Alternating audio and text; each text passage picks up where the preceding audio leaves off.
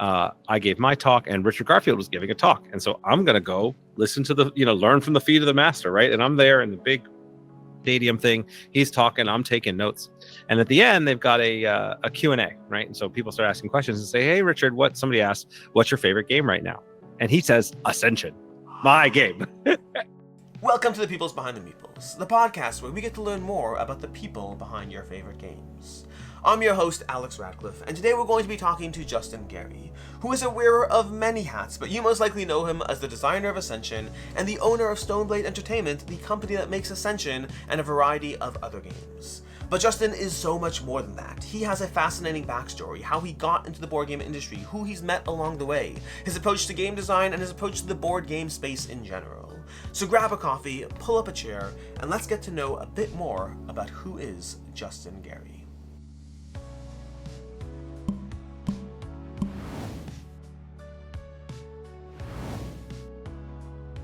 Justin, thanks so much for joining us on the Peoples Behind the Meeples. And I will say, so I've done this a whole bunch of times at this point, and there's a lot of people that I've talked to in different capacities, but I think from all the people I talk to, you do the most different things, I think. I'm pretty sure. I counted up to 4 or 5, and I don't know if I got to all of them. And we will get to all of them shortly, but to start off with, welcome. How are things going? Things are going great. Yeah, it's funny. I take on a lot of different projects, and often, I get asked okay, well, why do you do so much stuff? How do you do all the things? And I'm just I am excited about every single one of the projects, so we can get into whatever degree of them. But I just love what I do, and I don't mind working hard to get it done. So it's been great. It's a blessing to get to make games for a living. So as long as I get to keep doing that, I'm gonna count myself lucky and happy to do the hard work that's needed to make that happen. So we're going to touch upon all those things, because again, I genuinely want to know a bunch of these things you do and where your time goes and all that. But I am curious about one thing, because I know some of your background, and the only thing I know about your background is that you were a Magic the Gathering player. I don't know, I believe with some degree of tournament winning or something. I don't know the full details, and that's what we'll start with, I guess. But what is your background? How did you get to all the things you're doing now, and what was that journey like? Yeah, so I loved games growing up. Not surprisingly, played a lot of Dungeons and Dragons, played Monopoly with my family, but really discovering Magic the Gathering was a big turning point for me. So I was 16 years old. I was actually playing in a competitive laser tag league. Just to give you a sense of my nerdy competitiveness was early on in my life. And I saw people playing this card game in between rounds of laser tag and I was well, what is a Shivan Dragon and a Sarah Angel? Those look cool. And so I discovered Magic and I started playing, and I, instantly took to it. A year later, I was 17 years old. I won the U.S. National Championships, and then I started. And that feels like a big deal. So that title, you won the U.S. National Championships. That feels like a big deal. What tier are we talking about? Is that is that the best of all? Where is that? At the time, that was considered the most prestigious competition that there was, right? Wow. And this was because the U.S. was the where Magic was founded. All of the best players were there. Now that changed over time, and then the World Championships and Pro Tours became a bigger deal down the road. But it was a huge deal, and for someone coming in without this is before the days of deep internet and spoilers and everybody having everything broken and figured out and within a week of the pre-release. Right now it was I actually brought my homebrew deck and brought it to a tournament and had a strategy nobody else had, and it worked and kind of got me into this crazy world. And then very quickly I was working as a busboy in a local deli down in Miami to make money. And then suddenly I was making thousands of dollars playing Magic, and that was a way more fun way to make some money. And so I, stopped being a busboy, started traveling around the world, ended up winning a Pro Tour, winning a World Team Championships, a variety of other events that kind of, helped me pay my way through college. And that's kind of what got me into the gaming industry to start. Now, it wasn't a smooth road from there, because I did eventually stop. I quit playing Magic and went to law school. Both my parents were lawyers, so that was kind of the thing I was supposed to do, and that was always my path. Plus playing Magic, that gives you a whole host of intricacies of, nope, this has to go on the stack, the non-existent stack nowadays, but this has to go on the stack, you have to do this. The rules lawyering is abound in that game. That's right. Rules lawyering was good precursor for actual law school, but I was miserable. I mean, honestly, I'm living in New York, going to NYU Law, just trudging my way through the snow, going to the law library to read these massive tomes. This is back, you had to read physical books, just to give you a sense of how old I am. And I remember, I'll never forget it. I was this winter, and I'm reading some case law before class, and I'm like hunched over this book for hours, and I kind of lose track of time, and I forget, I got to get to class. I look at the clock, and I go and get up, and I feel this jolting pain down my spine, and I have to I can't move. I have to limp my way out of the library. I threw my back out from reading. To give you a sense of how unhappy I was about 40 pounds heavier than I am now. I had just my body was screaming at me this is not the path for you. And so eventually, after I recovered a few weeks later, I realized this was not where I wanted to be. I got an opportunity to work on the Marvel versus DC trading card game, the Versus System trading card game that summer, just as a summer internship. So instead of going to a law firm, I went down to San Diego and worked on Marvel, the Who Wins in a Fight, Superman or Wolverine, which was a great experience for me. I learned a lot and loved it, fell in love with the process of design, learned a lot about design, eventually used that to write my book, Think Like a Game Designer, Teach Those Processes, but dropped out of law school, moved across the country, worked on games for not just Marvel and DC, but also World of Warcraft, did the miniatures game, did that for about 5 or 6 years, then quit, started my own company and launched my game Ascension. So what made you, specifically in that pathway, what part made you decide, okay, I'm not just doing this, but I want to start my own company? There's a whole different rule, because that's jumping off a bridge to saying, I'm not just going to do this for others successfully, but I'm going to do my own thing. Yeah, it's a great thing, right? Each of these paths where I took a jump off of what was considered to be the safe path and went to something that was a little bit riskier, there was a lot of decisions that went into it, right? So leaving law school, becoming a game designer, and then why would I leave my dream job as a game designer to go start my own company? And the story goes like this. So when I started working on the World of Warcraft miniatures game, I'm working for Upper Deck Entertainment, and they were known for making cards, right? They had Yu-Gi-Oh, they had Versus System, they had obviously baseball cards, trading cards is kind of their bread and butter. They didn't know how to make miniatures games. And so what happened was after designing the game for a good year, a year and a half almost, they were going to cancel the project and I was like, I don't want to see that happen. I've worked for them too hard. Give me a chance, help me, let me be a product manager, give me 6 months to figure this out. And they had nothing to lose, really. So they're like, yeah, sure, kid, whatever, go ahead. Which is, Wild West hilarious. I have no business background or anything, but I figured it out. I call in some mentors, Chris Tupker, who did the D&D miniatures for WotC, a bunch of other people. And I fly to China, I fly to the factory, I figure out how to make the miniatures. I come back and I do this big presentation to the executive board. Okay. So yeah. Okay, go ahead. So I'm going, and this is I am still a kid, right? I'm 26, 27 years old, and I'm so nervous, but I've done all my research. I've spent months learning everything I can about the financials, talking to everybody, getting the thing. So I go to this big boardroom with the rich mahogany conference table, this billionaire owner, and I go and I give my presentation. And I'm, I go through the thing and palms are sweating, but I got it dialed in. And then at the end, there's this pause, there's this silence, and they start talking about my idea, the CFO and the CEO, and they just start talking about the idea. And I'm like, oh, wow, okay, I think they actually like it. I think that this might happen. And then I listen a little bit more. My brain catches up with what they're saying. And I realize that they have no idea what they're talking about. They're just saying things really confidently.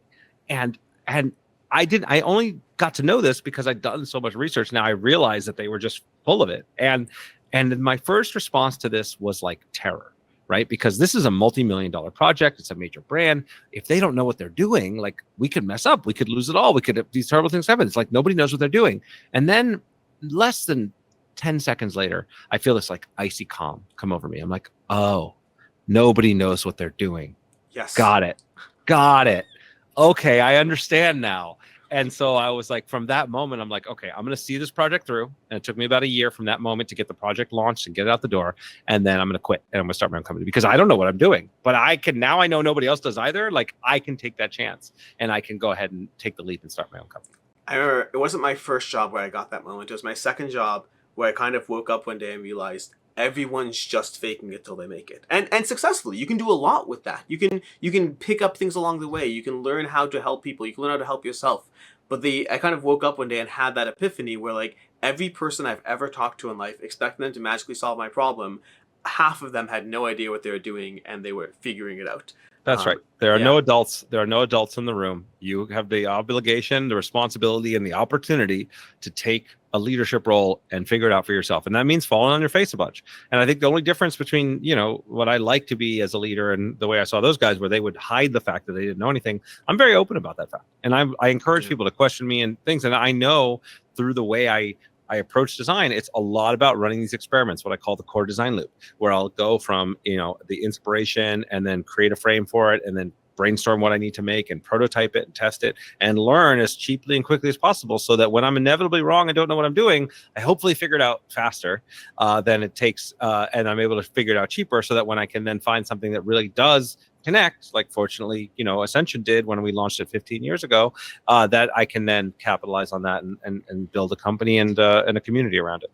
Yeah, there's a fantastic motivational speaker whose name has escaped me at the moment, but I remember watching a little clip of him where he's like, everyone's afraid to be the person in the room who raises their hand. He's like, be the person in the room. Ask, tell me more about how this is going to work. I'd like to understand a bit more about the process. Everyone's afraid to be that person, and you end up looking like the most curious person. You end up making connections. It's such a smart thing to do. Yes, and there's a corollary to that too, right? As a leader or as someone just in an environment where you're brainstorming, you're trying to ideate with other people, work to create a safe space for that person to raise their hands, yes. Right? Because it's very scary. And so not only should you, when you can, be that person, but be the person who welcomes others, right? And welcomes those ideas. And even when they're wrong or they don't end up panning out like that, encouraging that, it's one of the keys to what I try to build with my company culture, so that it's not just me raising my hand, and it's everybody raising their hand, and that we're all collaboratively working together to solve the problem, and not just like tying our ego into one position or into protecting ourselves. It's really a really big difference. Now, so correct me, this is an assumption here, so correct me if the assumption is wrong, but is Stoneblade Entertainment, your company, is that the biggest thing you do from the things you do? How do you define biggest? That's a great question. I don't know, because there's time commitment, there's source of revenue. I don't know. How would you define biggest? Yeah, I think in general, yes. First of all, Stoneblade Entertainment, it's a dream factory for me, right? Like I get to literally make all these cool things, from Ascension universe to Shards of Infinity to Soulforge Fusion, where I get to work with Richard Garfield, the guy that created Magic the Gathering. Like we make our own IP, our own stories, we create all these cool things. So it's definitely an amazing dream factory for me. Of course, it's just that's a good point. I've never really connected. I know you worked with Richard Garfield, and I knew you had this Magic history. I don't think I ever connected that those two things go very much hand in hand. Yeah, it's got to be a dream. Oh my God, it's such a dream come true, and I'll tell that story too, because it's a fun one. So I met Richard a couple times as I was on my Pro Tour career, and it was cool. Obviously, Richard Garfield's great, but we didn't really connect deeply, right? Yeah. And then after my game Ascension launched, and it was a pretty big hit in 2010, and then I was invited to speak at the PAX Developer Conference in 2011. And so this is just a Penny Arcade but it's only game developers, and I gave my talk, and Richard Garfield was giving a talk, and so I'm gonna go listen to the learn from the feet of the master, right? And I'm there in the big stadium thing. He's talking, I'm taking notes, and at the end they've got a Q&A, right? And so people start asking questions and say, "Hey, Richard, somebody asked, what's your favorite game right now?" And he says, "Ascension, my game." And I just I literally jump up and go woo, like a kid at a candy store, and everybody laughs, and it created this moment. And then I used that opportunity to go talk to him after. I said, "Hey, Richard, I'm Justin. We've met before. I made Ascension." And we talked for 2.5 hours straight. And what came clear was that we both had the same vision of the game we wanted to make next. And that was the original version of Soulforge and what eventually became Soulforge Fusion. That's so incredible. Like I having been someone who's been in the board game hobby as a fan first, and then having the opportunity to slowly get to know other people who I've looked up to for years. Like I can't even imagine that moment and then that connection. I'm happy for you. It's in the past, but I'm so happy for you that happened. It's in the present. Richard and I are still friends and working on stuff today. It's like it didn't get any less cool, but whatever it is, 14 years later, it's still just as cool. So yeah, it's great, and the opportunities that have presented themselves to me that I could have never imagined going down this path, to work with incredible people that I admire, to learn from those people, to help inspire and bring up some other amazing designers that work with me. It's such a blessing. And now, especially where I teach, I have my own podcast for Think Like Game Designer. I run a masterclass once a year, and to see I've hired a lot of those people into the company, to be part of, I don't know, this continuum of incredible game designers that inspired me, the little bits that I'm able to do to help inspire others. It's such a cool thing that to be part of this hobby and have built my persona and my life around it, and to have what impact I've been able to have. I'm very grateful. Cool. So let's go to all these other things. I want to touch upon them loosely because I do want to focus most on Stoneblade, I believe. But so I counted 5 things. Tell me if I'm missing more. We have Stoneblade Entertainment. We have books. Do you have books multiple or books singular? So I have one book published Okay. right now called Think Like Game Designer, and I have another book that's going to be coming out next year. Okay. So 2 books. So we have books, a podcast, a habit journal, and then games consulting. Am I missing anything else? That, broadly speaking, covers a good chunk of it. Yes. So tell me about all these things, like a little loosely, not like too into depth, but for all these things, like what do all these things mean to you? Like, what do you do with these things? Yeah. So my company motto is work with awesome people, make awesome things, help each other grow. And that's kind of the rubric. When I say it's my company motto, really, it's like my own personal value system, right? This is what lights me up and what I want to do. And so everything else kind of falls from that. Like, I wrote my first book. I wrote both books, frankly, because writing is thinking. Like, to get my own head right, to get these ideas clear, writing them down is one of the best ways I know to do that. And then I use those principles to teach the people in my company and the other people I work with to help them be better at their job. And then that in turn makes me better at mine. And then once that gets refined to a good enough state, then I publish it and I put it as something out into the world. So the Think Like Game Designer book was that for if every single step by step, here's how the creative process works. Here's what we do. Here's how you get from, I don't even know what to do. I don't have an idea to something that gets and is on store shelves. And the Level Up Journal was a process I used myself, which I used to just make on index cards of like, how do I gamify the difficult part of taking like all my goals in life and turning them into like day-to-day actions that I can achieve and like make bite size enough for me to move forward. And then this new book is kind of taking the principles of game design and applying them to business and life more broadly. Like, what is it that makes games so addictive and compelling? And how can you use that to build a great company, family, life, goals, all of those things. So that kind of all fits into the like helping each other grow and like learning, because I'm just passionate about that. I love doing it. I love having conversations like these about the topic. Yeah. When it comes to kind of Stoneblade, I kind of already mentioned it's a dream factory. When I made Ascension the first time, like I did not expect it to be successful. I made it because it was a game I wanted to make for me and my friends. We just played it a bunch in between rounds at Magic tournaments. I just loved it, and I got enough of a feedback response. So I was like, all right, whatever, I'll go and make this. And kind of it spiraled from there. And then the consulting is just like the ability to work on the incredible games and projects that, are not a fit for Stoneblade or that work on other IPs. So I'm working on a miniatures game for Gundam and Bandai. I've made the Bakugan toy-based game. I've worked on a ton of other really cool projects and worked with really great partners that, allow me to be more flexible than if it's like Stoneblade Entertainment is going to publish this game and do its thing, which requires, me controlling that whole kind of pipeline from beginning to end, as opposed to like, hey, I can design games way faster than I can publish games. And so the consulting side lets me work with all different kinds of people and use that creative energy and get more projects out there. We did Oshi Push, the trading card game with Japanime Games that just previewed at Gen Con. I mean, I have so many projects that I love to do and that are great, fun things that the consulting side of the business allows me to expand. I mean, I've even done stuff with the Wharton School of Business, and we've done educational games that are used at Fortune 500 companies to help them ideate better and build teams better. So, just a broad way to apply. Like, I really do think game design and the principles of design are so fundamental to like who we are as a species, and that being able to like apply those principles, whether it be to a silly party game or a kids game or a strategy game or a business meeting or a, how we structure, Soulforge Fusion has like, this is not popular with a lot of people, but it has a Web3 token and a whole like cryptocurrency aspect to it, where the game token, not only we build systems and structures that encourage a community and encourage players to come together in a way that actually has a real world impact. I think that the positive side of Web3, leave aside all the stuff that may not be, is that we can use properly designed incentives to create a better world, better systems, better communities. And that's the spaces that I think that is what game design is. So broadly speaking, a lot of different expressions of what I view as a consistent theme of like really trying to apply this systemic thinking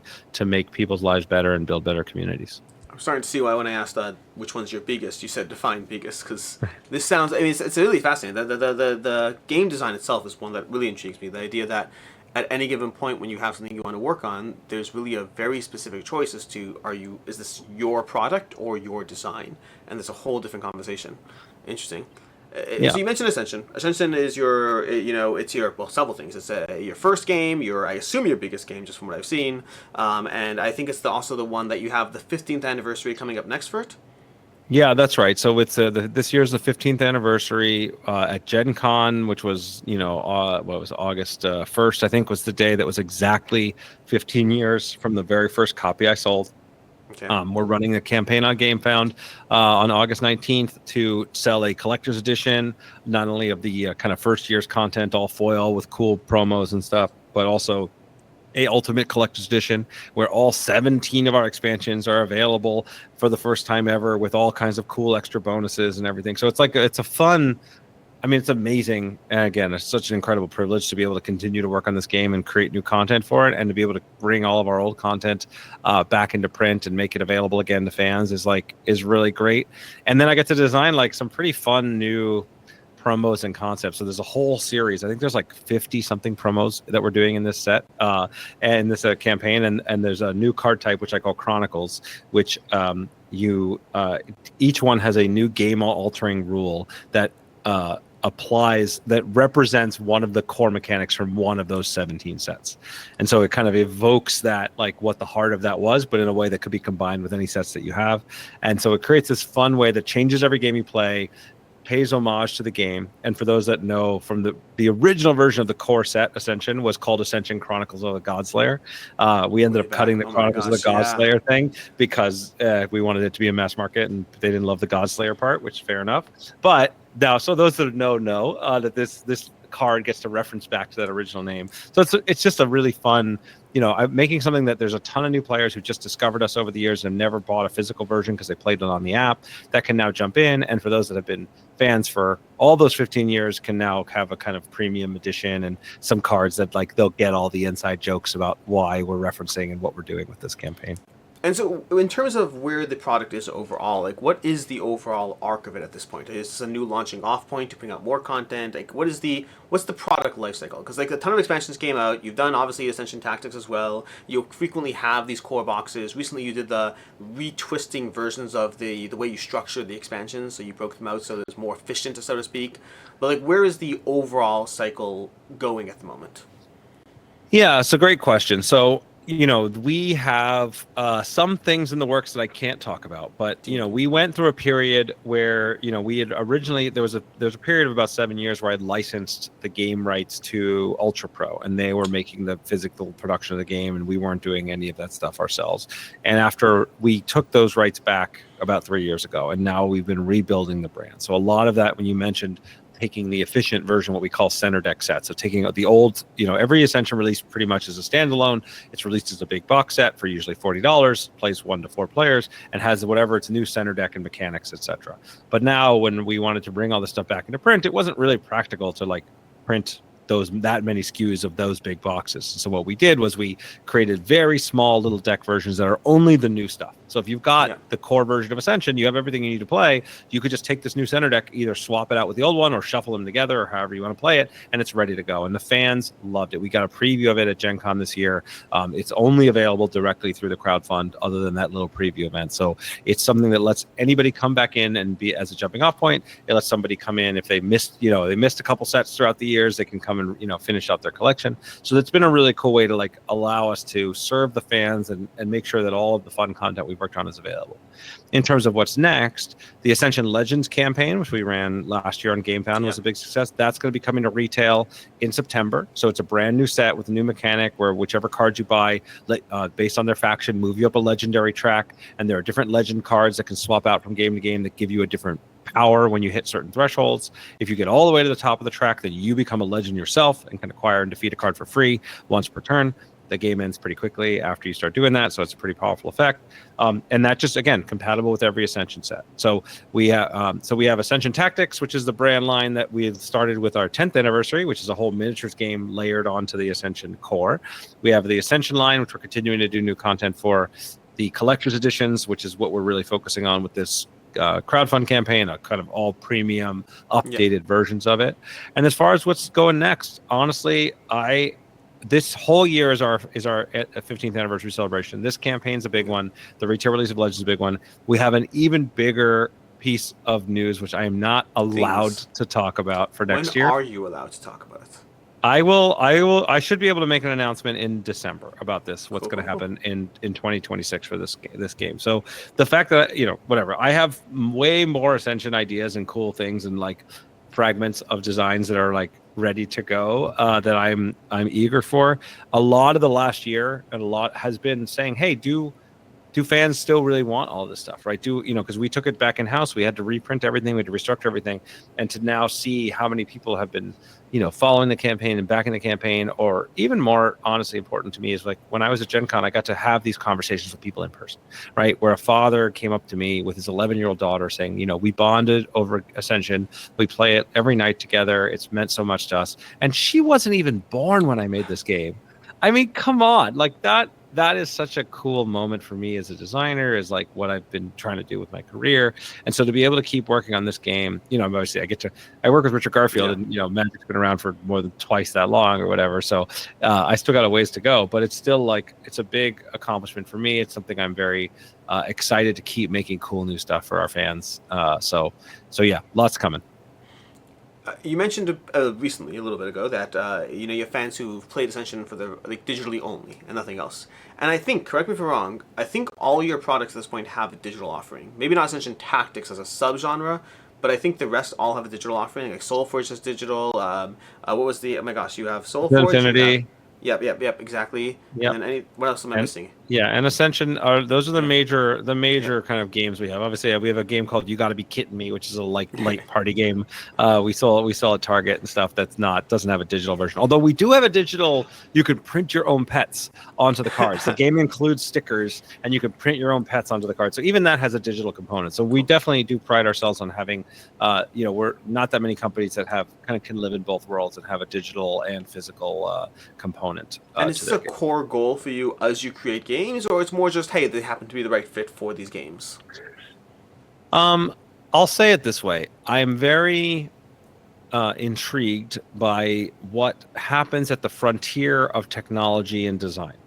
And I am always looking for how can I express the best kind of universal principles of design in games in the new medium that it presents themselves, right? So Ascension was the first deck building game to come to mobile. It's the only deck building game, as far as I know, that lives in virtual reality.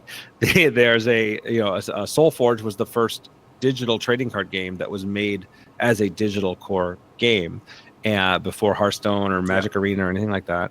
And then SoulForge Fusion is the only hybrid deck game where you have digitally printed decks that have a one-to-one connection to a digital account, and so those are all connected together, right? And those are all different things that help to serve what I view as making the games more accessible, more connected, and taking advantage of the fact that, like, hey, I can have a quick game experience in my pocket, and I can still have the joy of sitting around a table and playing together.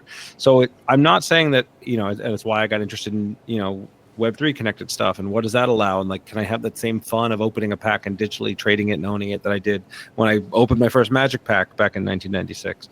And so that is what keeps, I've been experimenting with AI as a game engine piece, right? Not necessarily, we still use human artists and we have human designers, but like, what if AI is a piece within the game where instead of rolling a die, you ask a little AI bot what to do, and there's something that happens, right? I think there's fun, interesting space here that for me keeps me excited and keeps me interested in games. Like, I'm happy to keep making Ascension, I'm happy to keep making card games, but I'm always a part of me, and this is what appealed to Richard, what appeals to Jordan Weissman, who's another advisor I work with and created Shadowrun and BattleTech and tons of cool technology. We just all kind of want to see like what's next and how do we use the skills we have and bring forward the things that we love, which is like great games that are deep, that are fun, that connect us together, that build communities. How does that evolve into what's next? So you mentioned Hearthstone, and that's actually a very specific one that I wanted to bring up because Hearthstone, through the nature of its digital implementation, I don't think this applies to Magic specifically Hearthstone, because it's a digital-only product without a physical version. It allows for game design choices that just wouldn't be practical in a physical version. And your games, even as you've experimented with digital, they all have a physical tabletop presence. Have you considered doing something that's digital only that allows you to toy with things the way something like Hearthstone does? Yes. So in this case, I'm forced to take on the worst of both worlds as well as the best of both worlds, right? I have to design with constraints for both.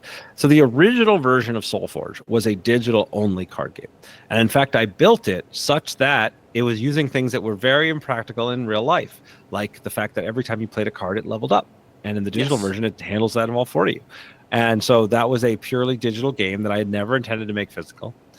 And then somehow I ended up making it physical. And this was because when I saw Richard's game Keyforge, I thought the idea of a digitally printed deck was fascinating. I didn't love the gameplay of Keyforge personally. I thought there was it's got its own interesting quirks, but I thought that actually would work so well with the gameplay of SoulForge because it lets you put all the different levels of the cards together, etc. So I ended up taking on that burden and being able to live in both physical and digital. So that's a long-winded way of answering your question, but I think that yes, there's great things to be done. With a game that's only physical, you can get away with a lot of stuff that you can write on a card and people understand what you mean. You don't have to program it.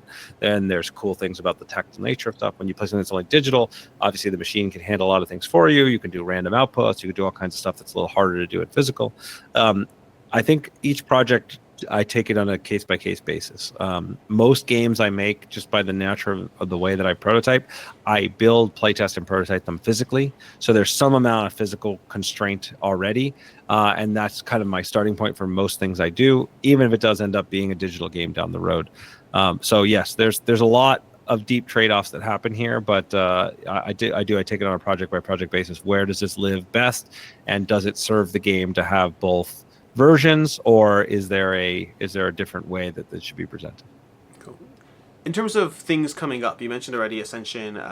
Some things happening. Can't say anything else, but some things happening.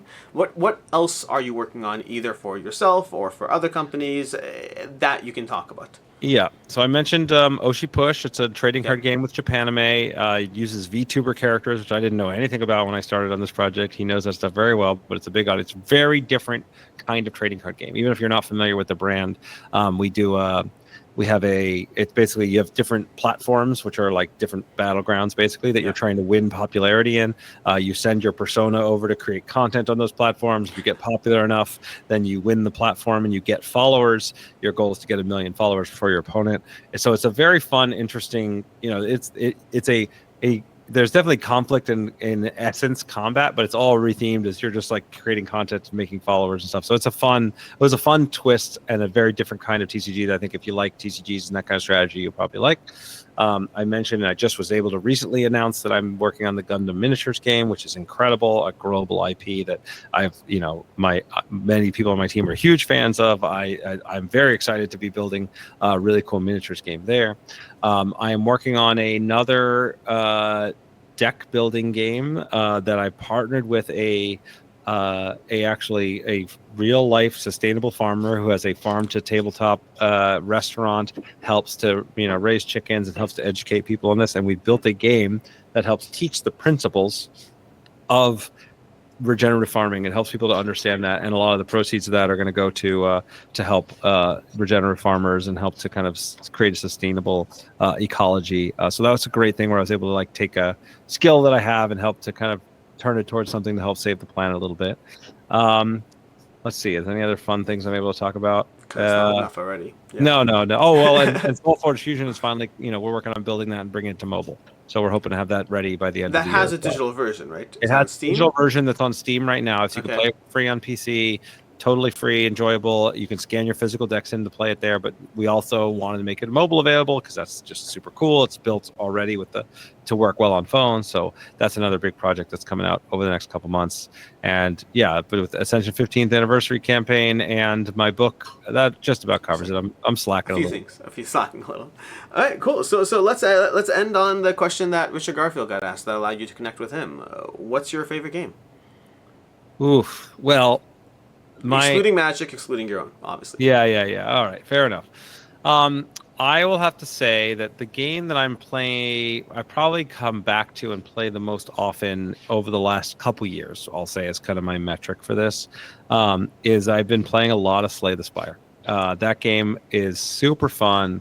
It's got the same, like, I took the evolution of the deck builder and did something different with it in the digital space. It was the inspiration for the campaign mode in Soulforge Fusion. Nice. Except that Soulforge Fusion, you bring your own deck and has some persistence to it. So it was a great, again, I think Ascension has a place in the history of card games, and it was the first game to do the ever-changing center row for a deck building game, and tons of deck building games have built off of that, and it's like a part of that. Whatever you think of Ascension, it's got a piece in the history of games, and I think Slay the Spire has done that as well as a modern game that's really completely changed the digital landscape of roguelike trading cards games. Is like the first time there's Slay the Spire, then there's like 3 more that were super exciting, and now every 3 days a new one comes out that, like, they all look interesting because they're all a flavor of Slay the Spire. But I agree with you. I keep going back to Slay the Spire. I try other ones. I find, like, I love Monster Train. I enjoy Balatro is so much fun, but, like, at the end of the day, Slay the Spire is the one I keep coming back to. Yeah. So they did such a great job with it, and I have good. When I find time in my schedule, I have a concept for one that I'm really excited about to kind of evolve from that. But they executed it so well. They did such a great job with it, and so it's one of those things that I come back to. Both, like, again, there's a lot of games I'll just come to as a designer, and I'm like, okay, this is really interesting. I want to, like, break it down, understand it, and I'll play it for a little while. And once I get it, then I move on, right? I've got it in my, like, toolbox of designer toolbox now, but that one is still just, like, fun enough that it just keeps me coming back just to play as a player, which is pretty rare for me these days. The downside of being a game maker is you rarely get time to just play games just for fun, and that one I keep coming back. And have you played the tabletop version of it? I have demoed it. I haven't played it, but I demoed it. Surprisingly good. Like, there's a lot. It's a lot to say for both versions, but it's definitely one of those things that I think everyone was skeptical of, and it definitely delivered. Yeah. I'll have to give that a little bit more proper time.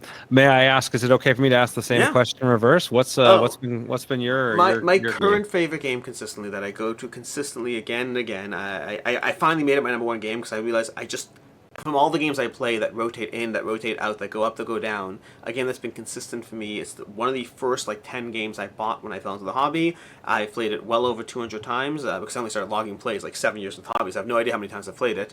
But Castles of Burgundy. The Castles of Burgundy is consistently a game that has not gotten old for me. I love the tweaks, the expansions, the MIDI modules, all that, but the core game still delivers an experience that I find richly rewarding. Okay. Love it. Awesome. Cool. Well, Justin, thanks so much for joining us on the Peoples Behind the Meeples today. Good luck on all of the things that you're doing, from the Ascension campaign launching shortly or already, depending on when this goes live, as well as every single other venture you have going. Awesome, man. Great chatting with you as always, and hopefully we'll get to chat again soon. Likewise. Thanks so much.